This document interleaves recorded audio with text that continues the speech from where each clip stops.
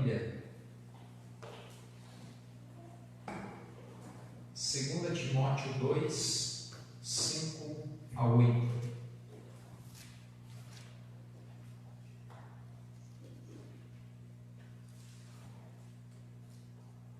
Segunda carta a Timóteo, capítulo 2, os versículos de 5 a 8. Lembrando que nós temos aqui o contexto da carta. Quem escreveu a carta a Timóteo? Paulo. O apóstolo Paulo, no momento que ele escreve a carta de 2 Timóteo, ele está preso, ele está em uma prisão, acorrentado, e ele ali escreve então para o jovem Timóteo, um jovem pastor que está pastoreando uma igreja onde que Paulo plantou, né? E aqui ele dá um grande conselho para Timóteo, que eu quero pegar para nós: o Espírito que Deus nos deu, o título da mensagem. 2 Timóteo 2, 5 a 8 diz assim: lembro da sua fé sem fingimento, a mesma que primeiramente habitou em sua avó Lóide, em sua mãe Eunice, e estou certo de que habita também em você. 2 Timóteo, desculpa, é 1 Timóteo 1, 5 a 8. Eu anotei errado, desculpa. 2 Timóteo 1, 5 a 8. Vou ler de novo. Aqui Paulo começa lembrando da família de Timóteo. Lembro da sua fé sem fingimento, a mesma que primeiramente habitou em sua avó Lóide e em sua mãe Eunice, e estou certo de que habita também em você. Por esta razão venho lembrar-lhe que reavive o dom de Deus que está em você, pela imposição das minhas mãos.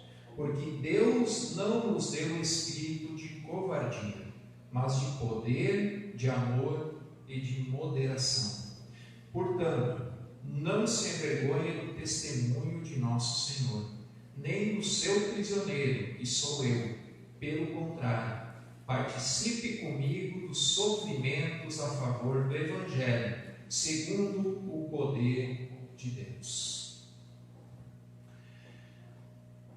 A grosso modo, quando a gente olha esse texto, a gente pode se assustar, porque Paulo faz um convite a Timóteo para participar juntamente com ele, que já está preso, dos sofrimentos que o Evangelho pode causar.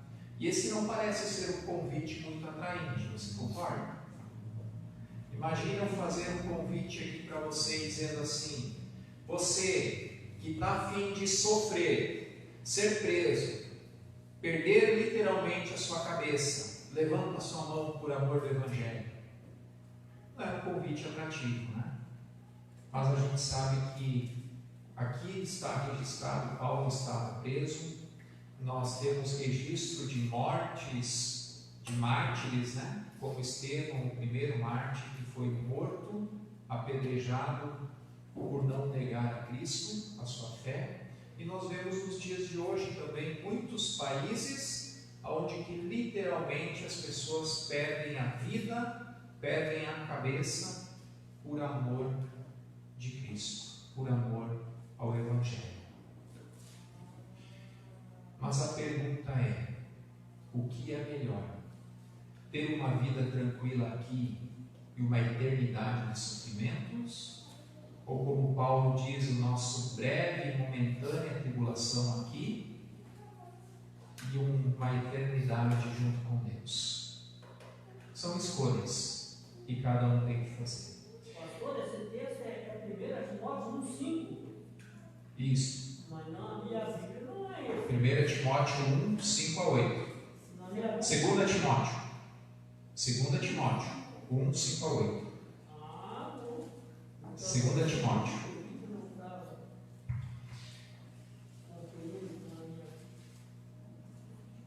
Paulo fala algo muito importante a Timóteo no versículo 7. E muitas vezes esse versículo é tirado desse contexto de sofrer pelo Evangelho, de ir até as últimas consequências por Cristo, e tirado ele isolado e usado de forma errada. Aonde diz: porque Deus não nos deu espírito de covardia, mas de poder, de amor e de moderação. E é em cima desse versículo que eu quero meditar com vocês, né? Que nós possamos meditar nesta manhã. Qual o espírito que Deus te deu? Qual o espírito que Deus nos deu?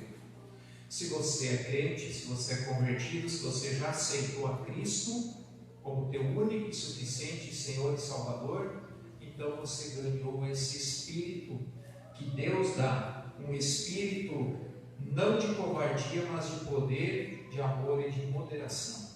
Nós queremos ver o que é esse espírito de não de covardia, mas poder, amor e moderação. Primeiramente diz que Deus não nos deu espírito de covardia. Mas o que é espírito de covardia? Aqui Paulo, a palavra de Deus, não está se referindo e não se trata de ter coragem ou ter medo. Não se trata de ter sangue de barata, como a gente costuma dizer.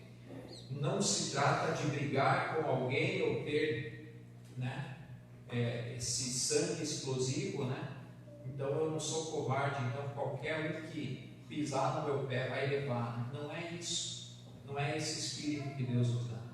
Não se trata de não se acovardar do Evangelho. Não se acovardar perante Deus, perante a igreja, perante Cristo, perante as coisas de Deus. Não se acovarde ao ponto de se esconder. Você já ouviu a história do agente 007? Você já viu o filme, né? O espião. Tem crente 007 também. E eu lembro de um testemunho que eu vi de um pastor falando, aonde que um rapaz da sua igreja foi servir quartel, ficou um ano fora, e o pastor toda noite orava por aquele rapaz que estava no quartel, para que Deus o usasse ali, e que ele pudesse ser canal de bênçãos, e ali falar, testemunhar, pregar. E quando esse rapaz retornou de volta para o convívio da família, na sua cidade, voltou para a sua igreja, o pastor chamou ele lá na frente e deu um microfone para ele dar um testemunho daquilo e as experiências que Deus permitiu ele viver no quartel. E ele pegou o microfone e o testemunho dele foi o seguinte: pastor, graças a Deus, ninguém descobriu que eu era crente, porque se eles descobrissem, eu ia estar perdido. Crente 007. Esse é o crente que tem um espírito de covardia, se esconde, tem vergonha, tem medo de falar, tem medo de testemunhar, não fala de Deus ou de Jesus. Nós temos os dois extremos, Nós temos o extremo daquele que não faz isso, mas nós temos o outro extremo, que é aquele que só fala em Deus em tudo que é lugar, que também é perigoso. Nós temos que ter um espírito moderado também, e logo logo nós vamos ver isso. Sabe aquela pessoa que em tudo que é lugar está sempre falando de glória a Deus, aleluia, aonde está, com crente e não crente, e acaba talvez sendo até um mau testemunho, que as pessoas olham assim, mas esse cara é enjoado. Então a gente não pode ser nenhum extremo de não falar nada e nem o outro de estar atrapalhando, incomodando também, no ambiente onde a gente está. Ter um espírito de moderação, logo nós vamos falar também sobre isso. Espírito de covardia também Não ter o espírito de covardia se trata de pregar, testemunhar, falar do Evangelho a todos, sem medo, sem ter vergonha. E o versículo 8, no início dele, Paulo vai dizer: portanto, não se envergonhe do testemunho de nosso Senhor, nem do seu prisioneiro que sou eu. Não se envergonhe do testemunho de Deus, testemunho de Cristo. Não se envergonhe. Tenha coragem, fale, pregue. É o papel de todo crente. Pregar com ousadia. E tem alguns textos que eu vou projetar aqui para a gente ganhar um pouco de tempo. 1 Coríntios 16, 13 vai falar: estejam vigilantes, mantenham-se firmes na fé, sejam homens de coragem, sejam fortes. É isso que a Bíblia nos pede, para sermos homens, mulheres de coragem, com fé, firmes, vigilantes.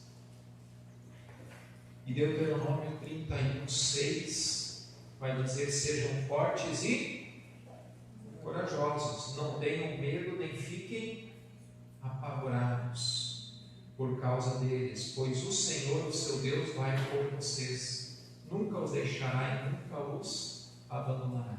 Sejam fortes, sejam corajosos, não tenham medo. Provérbios 28, 1: o ímpio foge, embora ninguém o persiga, mas os justos são corajosos, como o leão. Engraçado esse provérbio que diz que o ímpio foge, tem medo e foge sem nem ter alguém atrás deles, né? Sabe aquela pessoa que tem medo até da sombra? Mais ou menos assim, né? Mas o justo é corajoso como um leão. E ainda Atos dos Apóstolos 4, 31 vai falar: depois de orarem, tremeu o lugar em que estavam reunidos, todos ficaram cheios do Espírito Santo e anunciavam corajosamente a palavra de Deus. O relato de quando desce então o Espírito Santo, o Pentecostes, aonde que todos que estavam reunidos ficaram cheios do Espírito Santo, e Deus deu esse espírito de coragem, não de covardia, aonde que eles começaram a anunciar corajosamente a palavra de Deus. Eu quero projetar aqui uns dados. Nesta quarta-feira de manhã eu participei de uma reunião virtual com a Junta de Missões Mundiais. Agora nós entramos em campanha de missões mundiais. Até abril vai a nossa campanha. O material ainda não chegou por atraso dos correios, mas logo chega o material, os cartazes.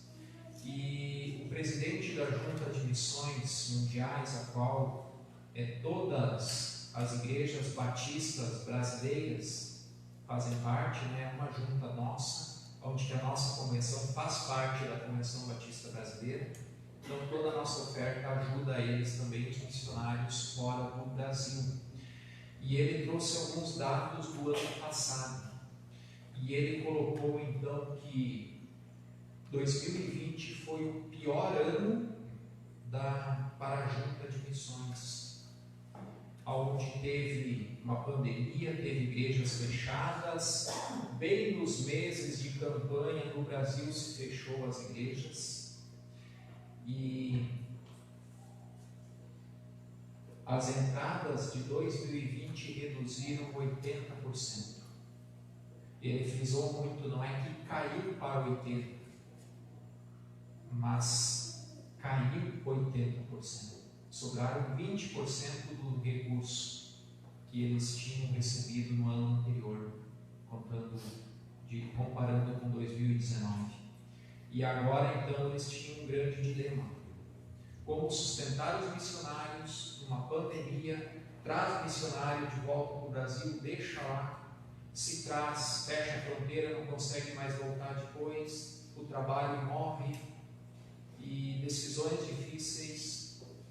mas eles reduziram custos, fizeram o que puderam, colocaram os joelhos no chão, oraram para Deus, e algo que ele testemunhou que no ano de 2020 eles não atrasaram um salário de missionário nem um dia sequer.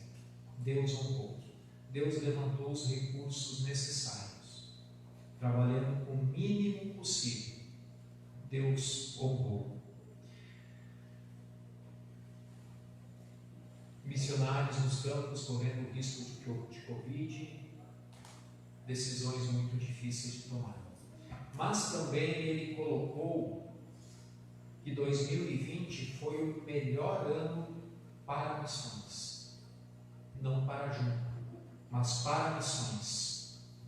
E a gente viu aquilo que eu já falei aqui no púlpito outras ocasiões, que este ano, com essa pandemia, se cumpriu uma das profecias de Mateus 24, aonde que o Evangelho do Reino seria pregado a todas as nações. E olha só os dados que ele nos passou. 2020, com pandemia, mundo, 2.156 batismos. Foi recorde. 174 igrejas plantadas pelo mundo, inclusive nos piores países, falando de pandemia, como por exemplo uma igreja que foi plantada em Roma, na Itália, um dos países que mais sofreu com a pandemia. 3.126 células criadas, pequenos grupos de estudos nas casas foram criados. Isto é não ter um espírito de covardia, não se acovardar perante a situação, mas buscar a Deus e pregar com coragem o Evangelho de Deus que transforma. E quando as pessoas fazem isso, os resultados vêm. Não se acovardar. Esse é o verdadeiro contexto de não ter um espírito de covardia. Logo, logo nós vamos ter a nossa campanha também, e você vai poder doar então também um pouco dos teus recursos, daquilo que Deus te deu para as missões mundiais. Espírito de poder. A promessa de Jesus é uma promessa de poder. Ele diz que não é um espírito de covardia, mas de poder. E aí Atos 1:8 vai dizer: mas recebereis poder ao descer sobre vós o Espírito Santo, e ser-me-eis testemunhas tanto em Jerusalém como em toda a Judéia e Samaria e até os confins da terra.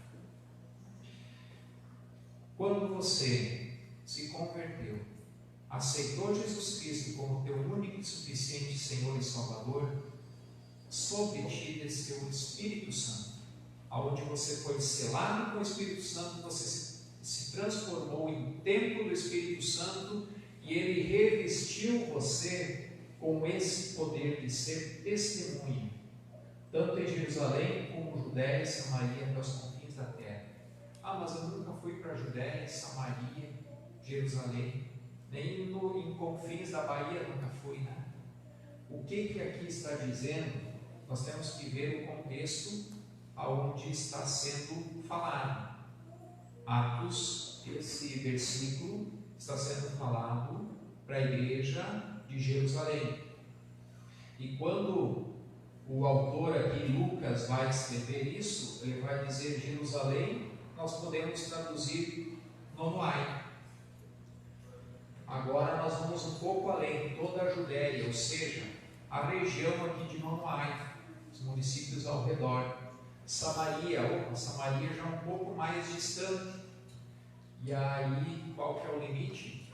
Os confins da terra. É isso que esse texto está falando, que você recebeu o poder do Espírito Santo para ser testemunha aqui em Nonoai, ao redor, em todo o Rio Grande do Sul, no Brasil e até os confins da terra. Todo lugar do mundo você pode ser testemunha, aonde você estiver. Você é testemunha de Cristo. Lucas 10:19 vai dizer: dei a vocês autoridade para pisarem sobre cobras e escorpiões e sobre todo o poder do inimigo, nada lhes fará dano. Esse é o espírito de poder que Deus nos deu, poder de expulsar até demônios. Esse é o espírito que nós temos. Temos que lembrar que o poder não é nosso, o poder é de Deus, dado através do Espírito Santo a quem Ele quer no momento que Ele quer ou no momento que nós precisamos. Poder não é autoridade sobre Deus, nós temos que lembrar disso. Não sei se você já viu alguém falando: eu determino, eu faço, eu ordeno. Não, eu não determino nada. Eu só sou capaz de fazer algo se Deus me revestir de autoridade. O poder é dele, a honra é dele, a glória é dele. Porque eu sem Deus eu não sou nada, mas eu com Deus, a Bíblia diz que eu sou mais do que vencedor. O poder é para ser testemunhas, pregar com ousadia. Mas Ele também diz que nos dá o espírito de poder, mas também o espírito de amor, porque de nada adianta eu fazer tudo o que eu posso fazer se não tiver amor. O amor, inclusive, Paulo vai dizer que é o melhor dom a ser procurado, porque tudo tem que ser feito com amor. Quem não tem amor, de fato, não é crente. Isso é pesado. Se você não tem amor no teu coração, você de fato não é crente. Você não se converteu realmente. Você não é filho de Deus.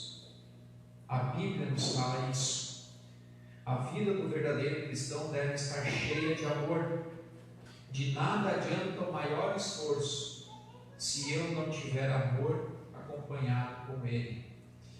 E olha o que vai falar 1 Coríntios 16:14: todas as vossas coisas sejam feitas com amor. Tudo, todas, não fica de fora nada. Colossenses 3,14: sobre tudo isto revesti-vos de amor, que é o vínculo da perfeição. 1 Coríntios 13:13: agora, pois, permanecem a fé, a esperança e o amor, estes três, mas o maior destes é o amor. O amor que nós devemos cultuar, cuidar, ter amor. 1 Pedro 4:8: mas sobretudo tende ardente amor uns para com os outros, porque o amor cobrirá a multidão de pecados. Ter amor uns pelos outros. E esse ter amor uns pelos outros tem a ver com empatia, de você se colocar no lugar do outro, você conseguir ver o sofrimento do outro, as necessidades do outro, e se compadecer do outro. Jesus tem alguns relatos que Jesus, olhando para a multidão, teve compaixão dela. E assim nós devemos também ter compaixão das pessoas. 1 João 4,16: e nós conhecemos e cremos no amor que Deus nos tem.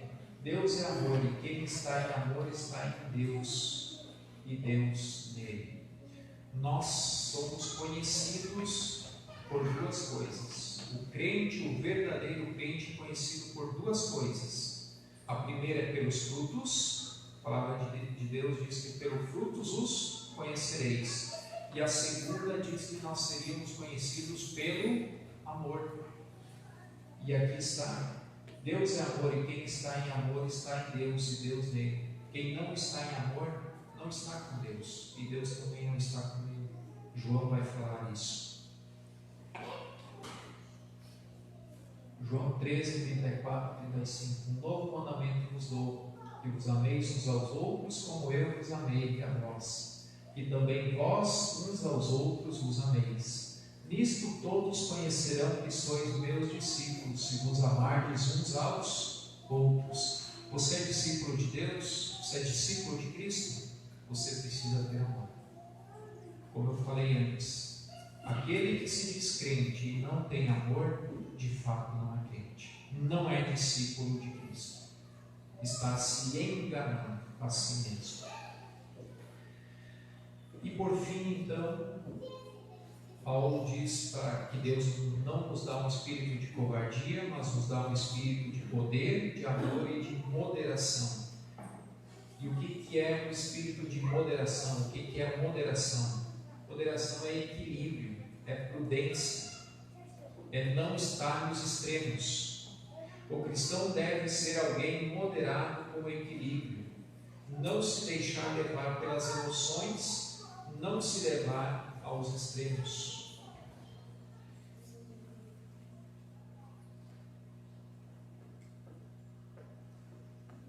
Abra tua Bíblia, Romanos 12, 1.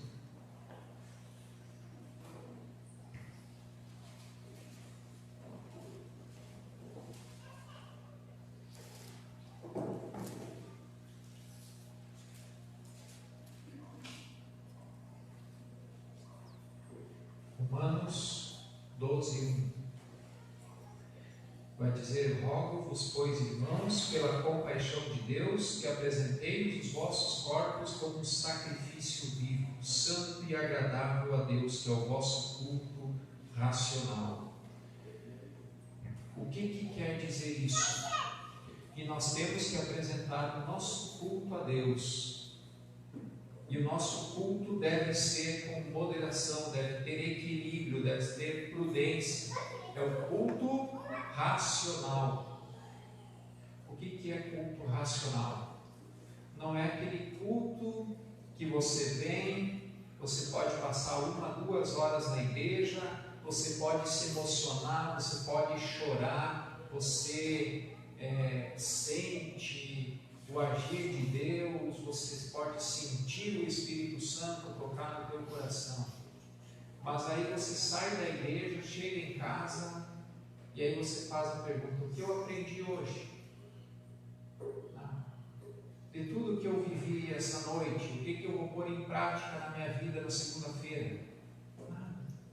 Então foi um culto de emoção, mas não teve nada de racional.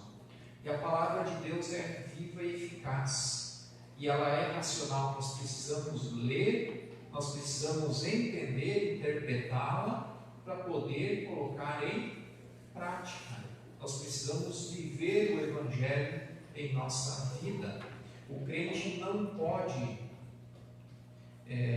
pensar que só no oba-oba, só no show, só no louvorzão isso é vida de crente. Não. A vida de crente é testemunhar do Evangelho. Como que você testemunha do Evangelho? Você precisa conhecer, você precisa viver, você precisa ter esse testemunho na tua vida. Precisamos ser racionais, pensar antes de agir. O crente não pode tudo. Filipenses 4,13 tem uma frase muito conhecida que diz: posso tudo naquele que me fortalece. Ou posso todas as coisas naquele que me fortalece. E muitas vezes também esse versículo é tirado do contexto e coloca o crente como um super-herói, que tudo ele pode fazer porque Deus te fortalece. Mas se você for olhar o contexto, qual que é o contexto que Paulo está falando ali? Paulo está dizendo: eu já fui abastecido e também passei fome. Eu sei viver com muito e viver com pouco. E posso todas essas coisas, viver com muito ou viver com pouco, porque é Deus que me fortalece. É isso que Paulo está falando. No muito ou no pouco. O crente não fica sem adoecer, o crente pega a Covid, o crente pega a doença, o crente pega a gripe, o crente pega a depressão, o crente pega tudo que é pereba também, é só não se cuidar. E não é porque é crente que agora então Deus vai ter que me proteger de tudo. Não. Aquilo que você pode fazer é teu serviço, é teu papel fazer. Agora, aquilo que eu não posso fazer, aí sim, Deus move céus e terra. Aquilo que está nas tuas mãos fazer, Deus não move uma palha. Você pode fazer. Agora, quando eu não consigo mais fazer, eu não tenho mais forças, eu não tenho mais condições, aí entra o poder de Deus, o agir de Deus. Mas também nós não podemos ir no outro extremo, que então o crente não pode nada. E eu já vi isso acontecer, não aqui, graças a Deus. E quando o pastor Pedro veio pregar aqui, eu estava no culto, ele falou também sobre isso. Aquela pessoa que diz assim: não, a oração tem que ser do pastor, que a oração do pastor é mais poderosa. Ah, tem que ir lá no fulano, que ele tem uma oração poderosa. Gente, ninguém tem oração mais poderosa do que ninguém. Sabe por quê? Porque a oração é você falar com Deus. Não interessa se é pastor, se é crente, se é diácono, é a pessoa falando com Deus. O poder vem de Deus. Se eu orar e algo acontecer, é porque Deus ouviu a oração e Ele que respondeu. Culto passado, o pastor pregou sobre Elias, né? Dos profetas de Baal. Elias orou e pediu fogo do céu. E o fogo veio. Veio por parte de Elias? Sim ou não? Veio pela oração poderosa de Elias? Sim ou não? Foi por Deus. Deus mandou o fogo. Foi Deus. Deus responde a oração. Ah, pastor, mas eu não sei pregar, eu não posso testemunhar, eu não sei falar de Jesus. Você se converteu? Você tem um testemunho para dar. Treina. Nós aprendemos na faculdade e um exercício para você também. Treina o seu testemunho em 2 minutos. Testemunho de conversão de 2 minutos. Como você conheceu a Cristo, como você era e como é hoje. 2 minutos. Por quê? Porque se você está numa fila do banco e a pessoa começa a reclamar da vida, falar da política, que está tudo errado, sei lá, né? Tanta coisa que a gente ouve, você pega o gancho e puxa, pois é. Eu também pensava assim. Deixa eu te contar uma historinha que aconteceu comigo. Eu era assim, pensava assim, fazia assim, papapá, mas um dia eu encontrei a Cristo e Ele transformou minha vida e hoje é assim, assim, assim. 2 minutinhos, bem rapidinho. E se a pessoa pedir algo, você vai ter toda a liberdade para falar do Evangelho. E se a pessoa fazer de conta que nem está ouvindo, aí quando termina, você desvia o assunto. Pois é. E esse calor aí, você chora e deu. Mas você deu teu testemunho em 2 minutos. Isso é bem legal de fazer. João 14, 13 e 14 diz o seguinte: e tudo quanto pedirdes em meu nome, eu o farei, para que o Pai seja glorificado no Filho. Se pedirdes alguma coisa em meu nome, eu o farei, e se a me amardes, guardareis os meus mandamentos. Isso aí. Se pedir alguma coisa em meu nome, eu farei, para que o nome do Pai seja glorificado, não o nome do pastor, não o nome de quem orou, não é o nome de Deus. No versículo 8 e 9 de Timóteo, que nós lemos então aqui o convite que Paulo faz a Timóteo: portanto, não se envergonhe do testemunho de nosso Senhor, nem do seu prisioneiro que sou eu, pelo contrário, participe comigo dos sofrimentos a favor do Evangelho, segundo o poder de Deus, que nos salvou e nos chamou com santa convocação, não segundo as nossas obras, mas conforme a sua própria determinação e graça, que nos foi dada em Cristo Jesus antes dos tempos eternos. Olha que fantástico, Deus nos convoca com santa convocação, Paulo vai falar, para anunciar o Evangelho. E também, se for preciso, sermos sofredores do Evangelho com Cristo. Cada um de nós tem a responsabilidade de pregar e evangelizar, e Cristo que nos salvou nos dará o Espírito de poder para testemunhar. Amém? Que possamos não ter o espírito de covardia, mas ter esse espírito de poder, de amor e de moderação em nosso dia a dia e nossa maneira de viver. Amém? Que Deus nos ajude e que Deus nos abençoe. Vamos orar mais uma vez. Senhor, te louvamos e te agradecemos, Senhor, pela tua palavra que é viva e eficaz. Te louvamos, Senhor, porque tu nos dá esse espírito de coragem, Senhor, para testemunhar, pregar, falar do teu nome, mas com amor, com poder, com moderação. Que possamos, Senhor, praticar isso em nosso dia a dia, que as pessoas possam ver em nós servos bons e fiéis, servos de Cristo, que as pessoas possam ver refletidas em nossas atitudes a tua face, e que o teu nome seja glorificado através das nossas vidas, que possamos ter esse espírito de poder, de amor e de moderação. Em nome de Jesus. Amém.